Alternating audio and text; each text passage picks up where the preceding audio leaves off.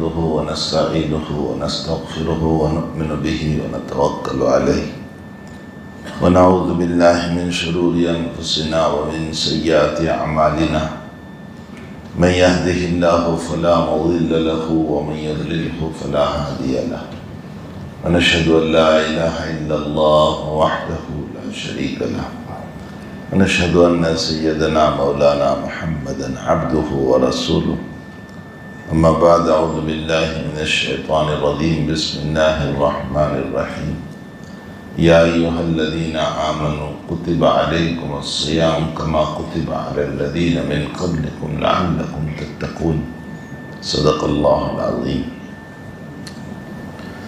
بزرگان محترم، پہلا عشرہ جو رحمتوں کا تھا وہ ہمارے ہاتھوں سے ختم ہوا، اور دوسرا عشرہ جو مغفرت کا ہے وہ بھی قریب بختم ہے، بلکہ یوں کہیے کہ اب رمضان کا ایک اکثر حصہ گزر چکا ہے۔ بعض ارباب علم نے لکھا ہے کہ اگر میت کو اللہ تعالیٰ زندہ کرنے کو کہیں اور یہ کہیں کہ ہم تم کو زندہ کرتے ہیں، تم اپنی تمنا کرو، تو ارباب علم اور بعض محدثین نے لکھا ہے کہ ان کی تمنا یہ ہوگی کہ اللہ مجھے رمضان کی ایک رات نصیب ہو جائے۔ یہ اہم ترین جو ہے رمضان کا راتیں اور دن ہیں، اور قبر سے آنے والا اس کی تمنا کرے، اس کا مطلب یہ نکلا کہ وہ قبر میں اور اس زندگی میں جانے کے بعد کچھ دیکھ چکا ہے، اس مہینے کی حقیقت کو سمجھ چکا ہے، اسی لیے وہ کہہ رہا ہے کہ مجھے رمضان کی ایک رات نصیب ہو جائے۔ حسن بصری رحمۃ اللہ علیہ کے ملفوظات میں لکھا ہے کہ کوئی آدمی قبرستان سے گزرا اور کہا کہ کتنے آرام سے سو رہے ہیں، تو غیب سے ایک آواز آئی، آرام سے تو تم ہو، جب یہاں آؤ گے تب تمہاری آنکھیں کھلے گی۔ یعنی دنیا میں غفلت ہے، انسان انتہائی غفلت میں پڑا ہوا ہے، اور اسے عطا پتہ ہی نہیں ہے کہ میری زندگی گھوڑے پر گزر رہی ہے یا گدھے پر گزر رہی ہے، میں اللہ کی وفاداری میں گزر رہا ہوں یا اللہ کی بے وفائی میں گزار رہا ہوں، اسے کچھ پتہ ہی نہیں ہے۔ لیکن جب انتقال ہوتا ہے اور دنیا سے رخصت ہوتے ہیں تب پتہ چلتا ہے۔ تو غیب سے ایک آواز آئی کہ آرام میں تو تم لوگ ہو، جب تم یہاں آؤ گے تو تمہیں پتہ چلے گا۔ تو بہرحال رمضان جو ہے وہ بہت اہم ہے، بہت اہم ہے۔ اس کے ساتھ ساتھ ایک بات اور سن لیں، نبی اکرم صلی اللہ تعالیٰ علیہ وسلم ایک دعا فرماتے تھے، وہ دعا ہم سب نے بھی پڑھی، اللہم بارک لنا فی رجب و شعبان وبلغنا رمضان۔ اے اللہ ہمارے رجب میں برکت دے، ہمارے شعبان میں برکت دے، اور ہمیں رمضان تک پہنچا دے۔ یہ حضور پاک صلی اللہ علیہ وسلم کی دعا ہے۔ اس دعا پر کبھی ہم نے غور بھی کیا، کبھی سوچا بھی ہم نے اس دعا پر کہ نبی علیہ السلام جو ہے رمضان مانگ رہے ہیں، جبکہ آپ صاحب مقام محمود ہیں، اللہ تعالیٰ نے آپ کو مقام محمود عطا فرمایا، صاحب الشفاعت ہے، قیامت میں آپ ہی کی سفارش چلے گی، آپ مقام کبریٰ کے مالک ہیں، جنت کی چابی آپ کے ہاتھ میں ہے، جب تک آپ داخل نہیں ہوں گے کوئی داخل نہیں ہوگا۔ قرآن سے پتہ چلتا ہے کہ آپ کی بے عزتی اور بے حرمتی ایمان کو ختم کرنے والی ہے۔ لا ترفعوا اصواتکم فوق صوت النبی ولا تجہروا له بالقول كجہر بعضکم لبعض ان تحبط اعمالکم۔ اگر تم میرے نبی کی شان میں گستاخی کرو گے تو میں زندگی کی ساری نمازوں کو ختم کر دوں گا، سارے روزے ختم، حج ختم، عمرے ختم، زکوٰۃ ختم، کوئی عبادت رہے گی ہی نہیں۔ تو جس نبی کا اتنا اونچا مقام ہے اور یہ ساری چیزیں مل چکی ہے، وہ نبی ان تمام چیزوں کے باوجود جنت رمضان کی تمنا کر رہے ہیں۔ آپ انداز لگائیں کہ وَبَلِّغْنَا رمضان، اے اللہ مجھے رمضان تک پہنچا دے۔ گویا آپ یہ بتا رہے ہیں کہ میں رمضان کا محتاج ہوں، اپنا احتیاج بتا رہے ہیں کہ میں رمضان کا محتاج ہوں۔ اور اس کے مقابلے میں اور آپ ہم اپنی زندگی دیکھیں، نہ اپنے اللہ تعالیٰ سے کوئی دعائیں کی تھی، نہ اس کے لیے کوئی اہمیت، نہ ہم نے اس کا اللہ تعالیٰ سے کوئی رونا دھونا ہمارا تھا، کچھ نہیں تھا، لیکن اس رب کریم نے اپنا فضل، کرم اور انعام فرما کر مجھے اور آپ کو رمضان عطا فرمایا، ورنہ اس کی ہماری طرف سے تو کوئی مسئلہ ہی نہیں تھا۔ تو رمضان المبارک جو ہے انتہائی اللہ تعالیٰ کی نزدیکی، اور یہی وجہ ہے کہ اپنی عظیم المرتبت کتاب کو نازل کرنے کے لیے اس اللہ نے 12 مہینوں میں جس مہینے کا انتخاب فرمایا وہ رمضان المبارک ہے۔ شہر رمضان الذی انزل فیہ القرآن، ہم نے اس مبارک مہینے کے اندر قرآن کریم کو نازل کیا، تو اپنے عظیم المرتبت کتاب کے لیے تعالیٰ جل شانہ و من والہ نے اس مہینے کا انتخاب فرمایا۔ تو اس آیت میں جو میں نے ابھی تلاوت کی، یا ایھا الذین آمنوا کتب علیکم الصیام، پہلے تو ایک بات یہ سمجھ لیں کہ یا ایھا الذین آمنوا جو ہیں فخر الدین رازی رحمۃ اللہ علیہ نے تفسیر رازی میں لکھا ہے کہ یہ اللہ جب اپنے بندوں کو یوں کہیں کہ یا ایھا الذین آمنوا، اے ایمان والو، فرمایا سارے بندوں کو بیدار ہو جانا چاہیے۔ یہ خطاب تیقظ ہے، بیدار ہو جاؤ، اے ایمان والو بیدار ہو جاؤ، تو خطاب تیقظ ہے۔ اور بعض ارباب تفسیر نے لکھا ہے کہ یہ عبداللہ ابن مسعود کی بات ہے، کہ عبداللہ ابن مسعود رضی اللہ تعالیٰ عنہ نے یہ فرمایا کہ جب اللہ قرآن میں ہم کو یوں کہیں کہ یا ایھا الذین آمنوا، تو یہ انسان کو چوکنا ہونا چاہیے کہ اللہ کیا کہہ رہا ہے، کیا مسئلہ ہے۔ پھر عجیب بات ہے کہ رب کریم نے ہم کو ہمارے نام سے نہیں بلایا، یا ایھا المسلمون نہیں کہا، جبکہ بنی اسرائیل کو ان کی کتاب تورات میں ان کے نام سے بلایا، ان کو یا ایھا الذین آمنوا نہیں کہا تھا، جبکہ ایمان تو وہ بھی رکھتے تھے اس زمانے میں اپنے نبی موسیٰ علیہ السلام پر، اور اللہ تعالیٰ پر ایمان تو ان کا بھی تھا، لیکن اس کے باوجود ان کا خطاب کیا تھا، یا ایھا المساکین۔ اور یہ مساکین مسکین سے نہیں، اب یہ ایک لمبی تفسیر ہے، یہ مسکین سے نہیں، یہ مسکنت سے۔ مسکینیت اور مسکنت دونوں میں فرق ہے۔ عربی زبان کے اعتبار سے مسکین کا معنی تواضع، عاجزی، انکساری، اچھی صفت ہے، بہت اچھی۔ اور مسکنت کا معنی ذلتی، ذلیل، یا ایھا المساکین، اے ذلتی اٹھانے والوں، یہ مطلب ہے۔ اور قرآن میں ہے بھی وَضُرِبَتْ عَلَيْهِمُ الذِّلَّةُ وَالْمَسْكَنَةُ، ہم نے ان پر ذلتی اور مسکنت ڈال دی۔ اب کوئی یہ کہے کہ ہمیں تو مسکنت نظر نہیں آ رہی ہے، ذلتی نظر نہیں آ رہی ہے، دندناتے پھر رہے، یہ ایک تفسیر ہے، ورنہ ذلتی آج بھی، مسکنت آج بھی۔ تو قرآن جھوٹ نہیں بولتا ہے، وَضُرِبَتْ عَلَيْهِمُ الذِّلَّةُ وَالْمَسْكَنَةُ۔ تو بہرحال ان کو خطاب ہوا یا ایھا المساکین سے، ہم کو یہ نہیں کہا اللہ تعالیٰ نے، یا ایھا الذین آمنوا کہا۔ اس میں ایک بہت لطیف اشارہ ہے، بہت لطیف، کہ یہ خطاب محبت بھی ہے۔ اس میں اللہ تعالیٰ اپنی محبت بتا رہا ہے۔ کیسے محبت؟ ایک تو میں اپنے بیٹے کو یوں کہوں اے زید، میں نے کہا اے زید، اور ایک یہ ہے کہ میں یوں کہوں اے بیٹے، بات ایک ہی ہے۔ زید میرا بیٹا ہے، اس کا نام ہے، اسی کو میں نے اے زید کہا، اور ایک یہ ہے کہ میں یوں کہوں کہ اے بیٹے۔ تو اے بیٹے میں جو پیار ہے وہ اے زید میں پیار نہیں، تو اللہ تعالیٰ یا ایھا المسلمون نام سے خطاب کرتا، اس میں وہ پیار نہیں جو یا ایھا الذین آمنوا میں پیار ہے۔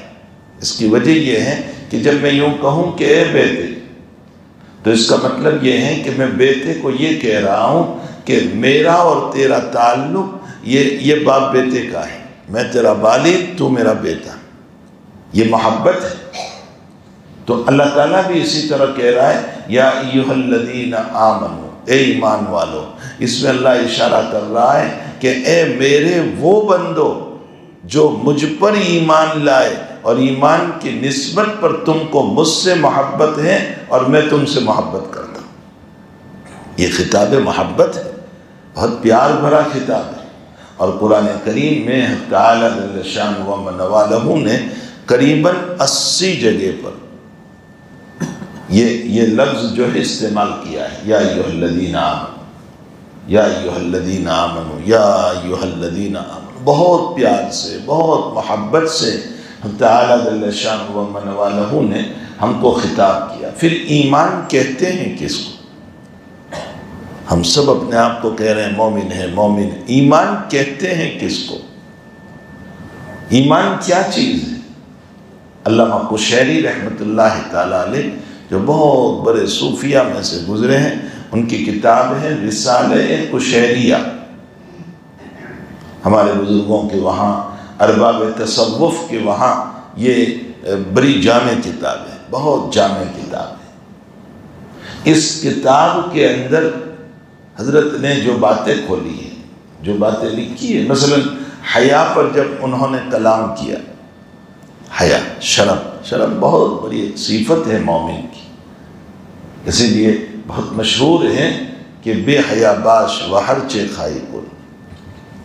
جب انسان بے حیا بن جاتا ہے نا تو جو چاہے کر لیتا ہے، پھر اس کو کوئی فکر نہیں ہوتی، وہ بڑی سے بڑی شریعت کو بھی جھٹلا دے گا، وہ شریعت کے مسائل کو بھی جو ہے چھوڑ دے گا، وہ ماں باپ کی بھی پرواہ نہیں کرے گا گناہ کرنے میں، وہ استاذ کی بھی پرواہ نہیں کرے گا گناہ کرنے میں، وہ ماحول کی بھی پرواہ نہیں کرے گا گناہ کرنے میں، کچھ نہیں۔ یا ایھا الذین آمنوا، تو وہ فرماتے ہیں کہ حیا بہت، حضور پاک صلی اللہ علیہ وسلم نے فرمایا اذا فاتق الحیا فافعل ما شئت، جب حیا کی صفت فوت ہو جائے تو پھر تم جو چاہے کرو۔ تو حیا ایک بہترین صفت ہے۔ ذات اقدس صلی اللہ تعالیٰ علیہ وسلم نے فرمایا الحیاء شعبۃ من الایمان، حیا ایمان کا شعبہ ہے۔ حیا بہت بڑی صفت ہے۔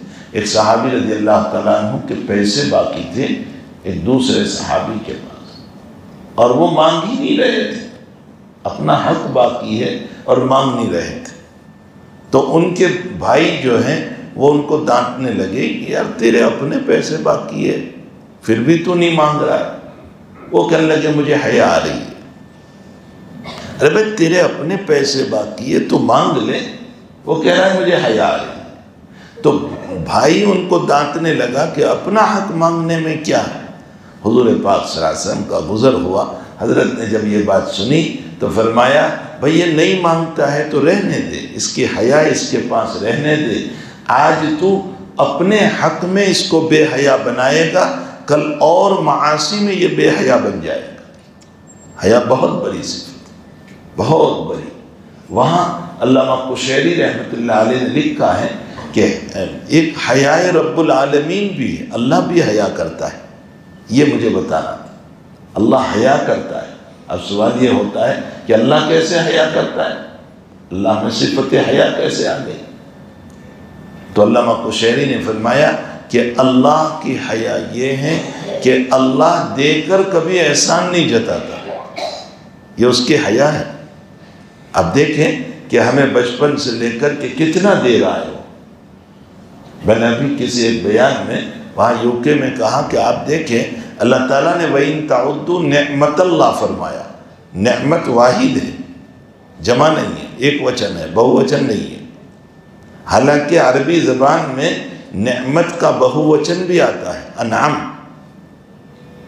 آتا ہے، انعام، یہ بہو وچن ہے، لیکن اللہ بہووچن نہیں لایا، جمع نہیں لایا، واحد لایا، نعمت کا لفظ لایا۔ اس میں کیا اشارہ ہے؟ فرمایا اشارہ یہ ہے کہ میری ایک نعمت میں ہزاروں نعمت ہے، جب وہ شمار نہیں کر سکتے تو ساری نعمت کہاں شمار کر سکو؟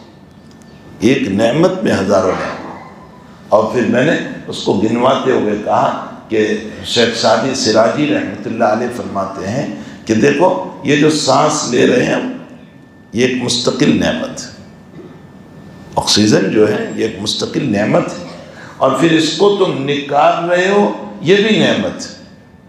اس کی وجہ یہ ہے کہ اگر سانس اندر نہ جائے تو بھی موت، اور اگر سانس باہر نہ نکلے تو بھی موت، تو دو نعمتیں ہو گئی۔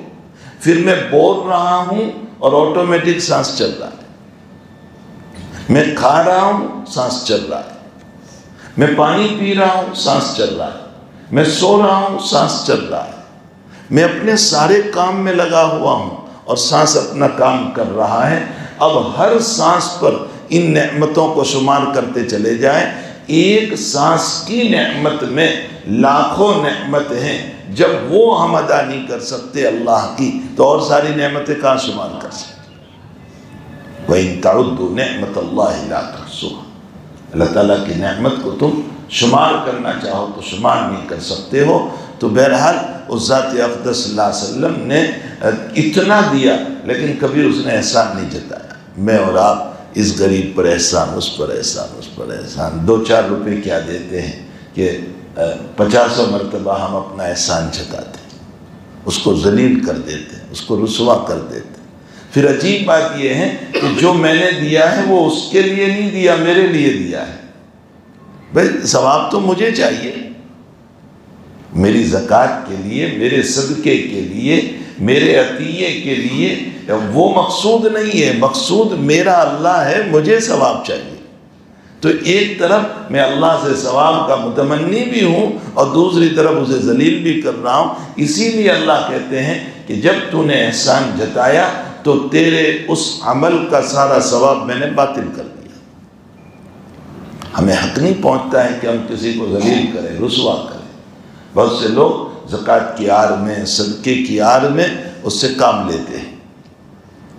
یہ بھی بدلہ ہے، یہ بھی تم نے زکوٰۃ کا بدلہ لیا اس سے کہ زکوٰۃ دے کر اس سے کام کرواتے ہیں، اس غریب کی ذات سے غلط فائدہ اٹھاتے ہیں، یہ بھی بدلہ ہے۔ ہمارے حضرت الامام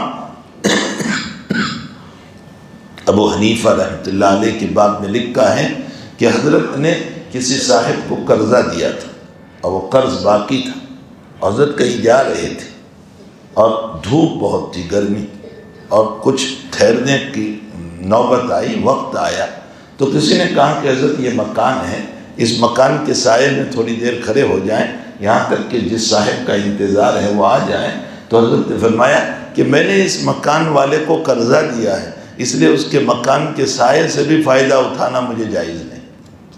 یہ تقویٰ تھا، حالانکہ اس سائے میں کوئی مسئلہ نہیں تھا، وہ کوئی انٹرسٹ نہیں تھا، وہ کوئی سود نہیں تھا، وہ کوئی قرض کے اوپر لینا نہیں تھا۔ تو جب قرض کے مسئلے میں اتنا احتیاط ہے تو پھر ہم کسی پر دے کر کے احسان جتائیں، ہم بالمن والاذی، تم تکلیفیں پہنچا کر اور احسان جتا کر اپنے اعمال کو ضائع مت کرو، بیکار مت کرو۔ تو بہرحال حق تعالیٰ جل شانہ و من والہ کی ذات گرامی وہ ہیں کہ جو ذات دے کر کبھی بھی احسان نہیں جتاتی، یہ حیاء رب العالمین ہے۔ اور اس میں لکھا ہے کہ فرشتے بھی حیا کرتے ہیں۔ فرمائے اسرافیل کو جب سے اللہ نے پیدا کیا ہے وہ یوں کھڑے ہیں، بالکل جھک کر کے کھڑے ہیں اللہ تعالیٰ کے سامنے۔ اسی میں لکھا ہے کہ ایک حیاء انبیاء ہے، اور اس میں مثال دی کہ جس وقت حضرت آدم علیہ السلام کے کپڑے اتر گئے جنت میں اور آدم بھاگنے لگے تو فرمایا افرارا منی یا آدم، اللہ تعالیٰ نے فرمایا آدم تم مجھ سے بھاگ رہے ہو؟ فرمایا لا یا ربی، میں بل حیاء منک، بلکہ تجھ سے حیا آ رہی ہے کہ مجھ سے قصور ہو گیا۔ معلوم ہوتا ہے انسان ہے، بشر ہے، گناہ تو ہو جاتا ہے، لیکن گناہ پر فوراً ندامت کا آ جانا یہ حیاء انبیاء ہے، یہ نبیوں کی صفت ہے۔ ہمارے اندر وہ چیز ہے ہی کہ ہم قصور کر کے ہمارے اوپر کوئی ندامت ہو کہ اللہ میں نے یہ کیا کام کر لیا۔ تو ایمان کے باب میں فرماتے ہیں کہ ایمان کیا چیز ہے؟ فرمایا کہ ایمان اللہ کی طرف سے نور ہے۔ علامہ قشیری فرماتے ہیں کہ اصل اندھیرا ہے اور روشنی لائی جاتی ہے باہر سے۔ اب دیکھو رات کا اندھیرا ہوتا ہے، صبح آفتاب سے روشنی لائی جاتی ہے یا رات میں ہم بلب جلاتے ہیں؟ تو اصل اندھیرا ہے، روشنی باہر سے لائی جاتی ہے۔ ہم پیدا ہوئے تو اندھیرا تھا، اللہ نے ایمان کے نور سے دل کو روشن کر دیا۔ تو ایمان اس کا دیا ہوا ہے، اور ظاہر سی بات ہے کہ جو روشنی باہر سے آئی وہ کبھی بجھ بھی سکتی ہے، وہ کبھی گل بھی ہو سکتی ہے، وہ کبھی بن بھی ہو سکتی ہے۔ اور قرآن میں اللہ نے فرمایا کہ میری نافرمانی پر اترو گے تو میری دی ہوئی ایمان کی روشنی کو میں بجھا دوں گا، اور جب بجھا دوں گا تو وفات کے موقع پر اور موت کے موقع پر وہی اندھیرا لے کر آؤ گے، اور جب دل کا اندھیرا ہوگا تو پھر قبر میں بھی اندھیرا ہوگا، پھر قبر میں روشنی ہو سکتی، پھر قبر ظلمت والی ہوگی، پھر تاریکیوں والی ہوگی، پھر حالات والی ہوگی، پھر پریشانیوں والی ہوگی۔ تو ایمان اللہ کی طرف سے ایک روشنی ہے جو ہمارے قلب میں ڈالی گئی ہے، اور تعالیٰ جل شانہ و من والہ اس کو کھینچ بھی سکتا ہے، اس کو لے بھی سکتا ہے۔ اس کی حفاظت کی ضرورت ہے، اور اس کی حفاظت کے لیے جہاں بہت سارے اعمال ہیں، نماز ہے، زکوٰۃ ہے، وہاں یہ روزہ بھی ہے۔ اسی لیے فرمایا کتب علیکم الصیام کما کتب علی الذین من قبلکم، تم سے پہلے بھی روزے فرض تھے، یہ نہیں کہ تم ہی پر فرض ہیں۔ اچھا، پھر روزے میں عجیب و غریب بات یہ ہے کہ بندہ جو ہے روزے میں اللہ کی صفت اختیار کرتا ہے۔ اللہ نماز نہیں پڑھتا، اللہ نماز نہیں پڑھتا، اللہ زکوٰۃ نہیں دیتا، اللہ حج کرنے نہیں جاتا، اللہ عمرہ نہیں کرتا، لیکن اللہ کھاتا نہیں ہے، اللہ پیتا نہیں ہے، اللہ تعالیٰ بیوی سے پاک ہے۔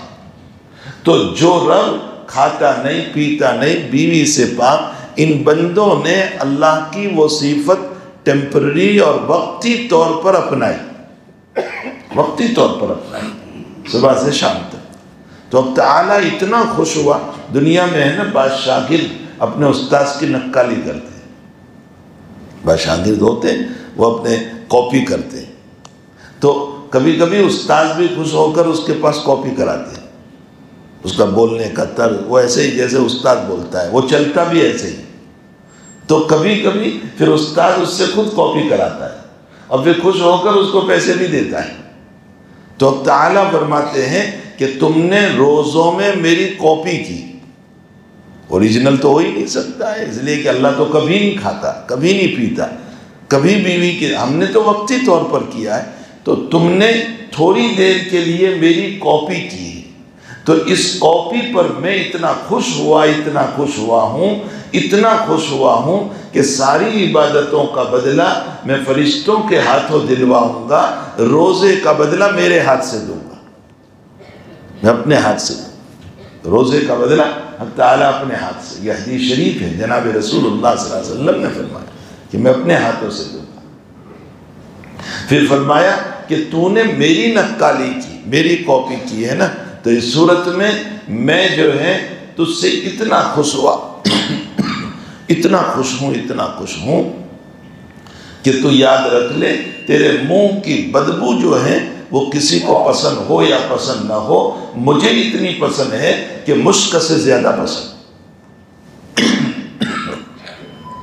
وَلَخَلُوفُ فَمِ الصَّائِمِ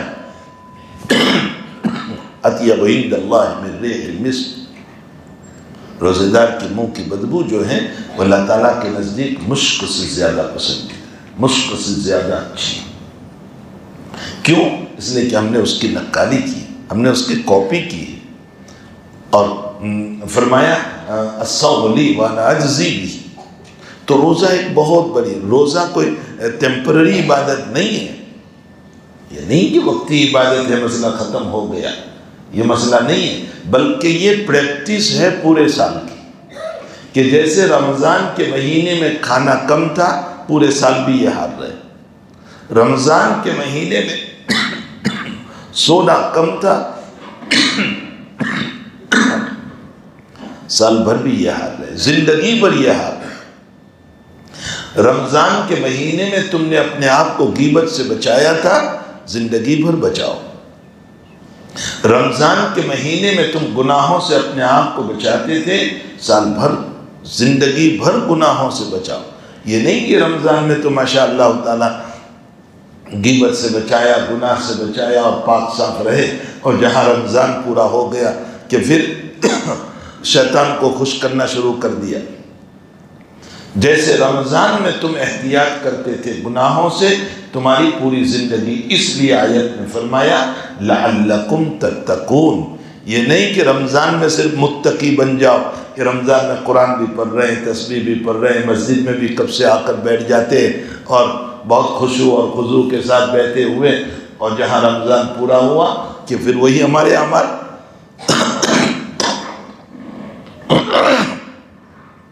وہی بے نمازی کی شکلیں، وہاں برائیوں کی شکلیں، وہاں غیبت کی شکلیں، وہاں کسی سے متعلق نہ بولنے کی باتیں۔ یہ مطلب نہیں ہے رمضان کا۔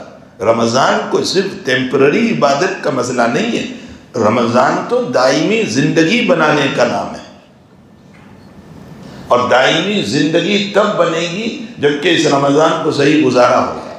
اس لیے اللہ تعالیٰ نے ایک جگہ قرآن میں فرمایا ان الذین یحبون ان تشیع الفاحشۃ فی الذین آمنوا لہم عذاب علیم۔ خوب سنو اس آیت کو، بے شک وہ لوگ جو مومن کے باب میں برائیوں کے پھیلنے کو پسند کرتے ہیں، یحبون پسند کرتے ہیں، ان تشیع الفاحشۃ فی الذین آمنوا، مومن کے باب میں برائیوں کے پھیلنے کو پسند کرتے ہیں، یعنی وہ یہ چاہتے ہیں کہ اچھا ہے اس کی برائی چلے تو، اچھا ہے یہ بدنام ہو جائے تو، اچھا ہے اس کے متعلق دنیا میں باتیں چلے تو، اچھا ہے یہ ذلیل ہو جائے تو۔ اللہ تعالیٰ فرماتے ہیں لہم عذاب علیم، میں دردناک عذاب دوں گا۔ صرف پسند کرنے پر دردناک عذاب ہے، میں نے صرف پسند کیا کہ آپ کی برائی چلے تو اچھا، آپ بدنام ہو جائیں تو اچھا۔ جب اس پر دردناک عذاب ہے تو میں خود گناہ کروں تو کتنا بڑا عذاب ہوگا، آپ انداز لگائیں۔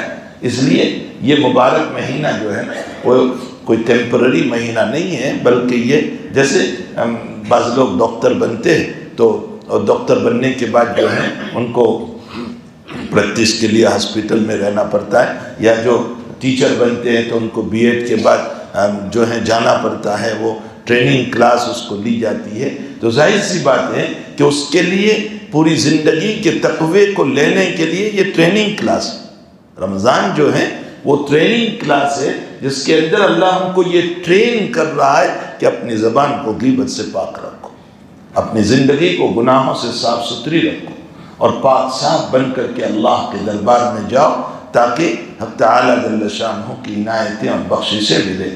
رب کریم مجھے اور آپ کو یہ جو مبارک مہینہ اللہ نے ہم کو دیا ہے، اکثر حصہ تو گزر ہی چکا ہے، اب زیادہ سے زیادہ ہمارے پاس 12 دن باقی ہے، اللہ کرے کہ یہ 12 دن بھی ہمارے صحیح گزر جائے، اور ایسے گزرے کہ اسی لیے نبی اکرم صلی اللہ علیہ وسلم نے فرمایا رغیم انف رجل، اس آدمی کی ناک ذلیل ہو جائے، وہ آدمی، ترمذی شریف کی روایت ہے، وہ آدمی ذلیل ہو جائے کہ جس کے اوپر اذا انسلخ رمضان کا مہینہ آیا اور اس نے اس کو پار کر لیا، اور ولم یغفر لہ، اور اس کی مغفرت نہ ہو سکی، اس نے کوئی ایسا کام ہی نہیں کیا کہ اللہ اس کو معاف کرتا، اس نے توبہ ہی نہیں کی، اس نے معافی ہی نہیں مانگی، اس نے بس اپنے اندر کی چیزوں کو جو ہیں اللہ کے تابع ہی نہیں بنایا۔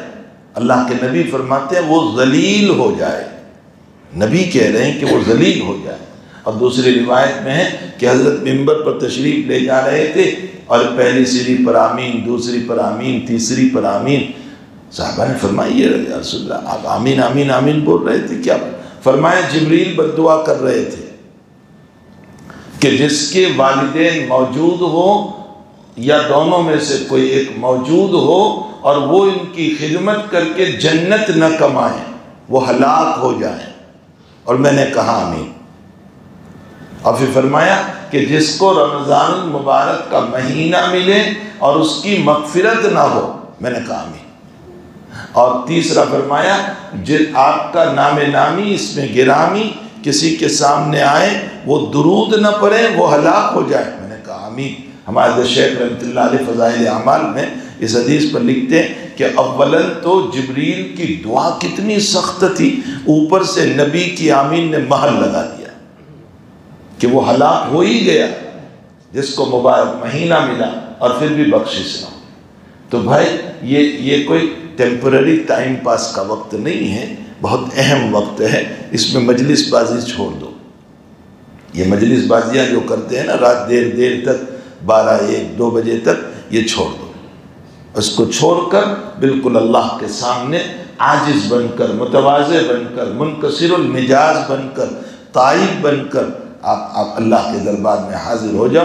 دیکھو دنیا کے حالات جو اس وقت چل رہے ہیں اور جو لاشوں کے انبار لگ رہے ہیں اور جو جنازوں کے جنازے اترے ہیں، آپ دیکھ لو کہ جن کو پانی پینے کا گھونٹ نصیب نہیں ہو رہا ہے اور جو گھاس پر اور درخت کے پتوں کو پیس کر کے سحری اور افطاری کر رہے ہیں، اور اس وقت اللہ ہم کو نعمتیں کھلا رہا ہے۔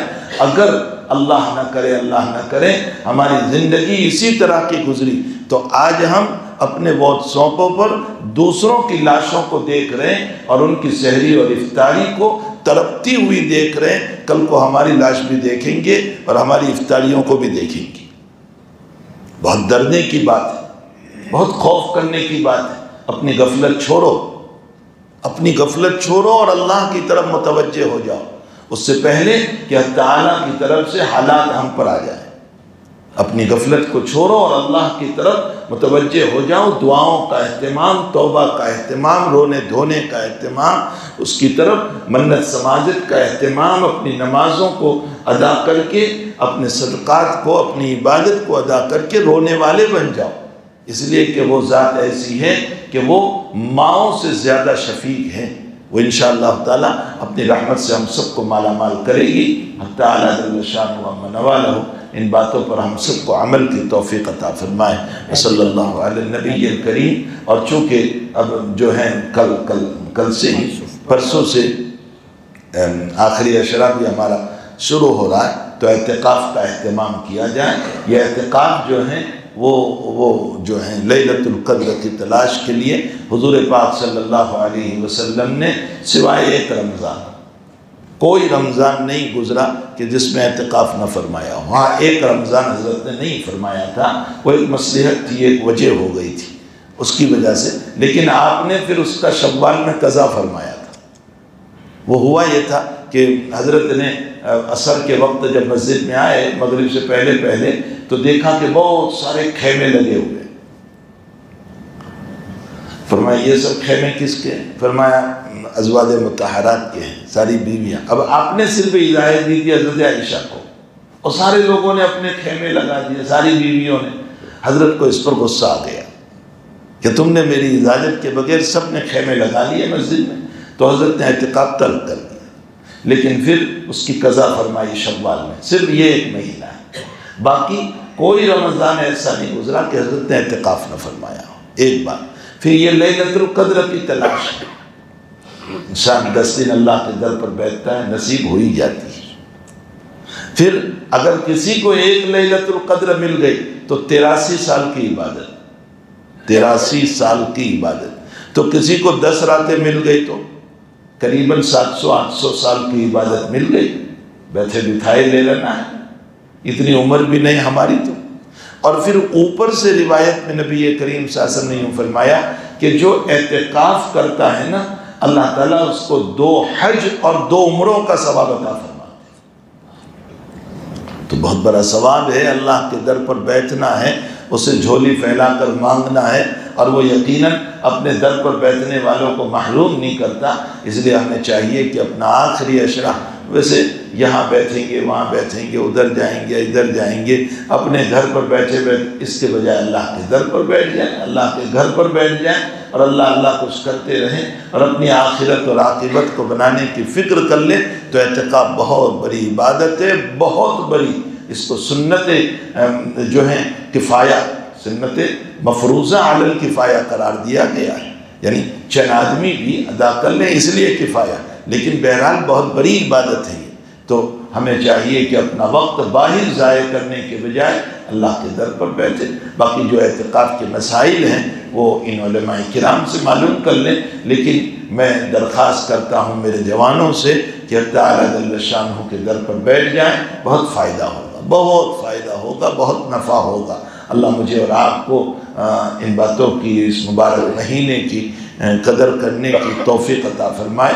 ہم نہیں جانتے ہیں کہ اگلا رمضان مقدر میں ہے یا نہیں، بہت سارے ملنے والے تھے، وہ اس رمضان میں ہمارے ساتھ نہیں ہیں، اللہ کے پیارے ہو چکے ہیں، قبرستان پورا بھر چکا ہے۔ آپ قبرستان جا کر کے دیکھیں، قبرستان بھر چکا ہے، آئے دن وفاتیں ہو رہی ہے، آئے دن دنیا سے جو ہے انتقال پہ انتقال، اور لوگ اللہ کی طرف جا رہے ہیں۔ مجھے یہ کل ہی بتایا، ہمارے مرحوم یعقوب بھائی تھے یہاں، یعقوب بھائی ڈاکٹر یعقوب بلّہ، ان کی والدہ جو ہیں وہ کل ان کے اہلیہ وہ کل ہی جو ہیں فوت ہو گئی۔ یہ جاوید کی والدہ، اللہ تعالیٰ ان کو غری کے رحمت فرمائے، ان کے درجات بلند فرمائے، اعلیٰ علیین میں انہیں جگہ عطا فرمائے۔ میں تو سفر میں تھا لیکن مجھے وہاں کسی نے بتایا۔ تو آئے دن لوگ دنیا سے جا رہے ہیں، کل کو ہمیں بھی جانا ہے، وہی ہماری اصل جگہ ہے، وہی اصل جگہ ہے، اور وہیں ہم سب کو سونا ہے۔ تو یہ تو عارضی ہے، یہ دنیا جو ہے عارضی ہے، یا ہم کتنے ہی ہائی فائی رہ لیں، کتنی ہی بلند کیوں نہ رہ لیں، لیکن آباد تو اسی کو کرنا ہے۔ تو جس کو آباد کرنا ہے اسی کی تیاری ہم کیوں نہ کریں۔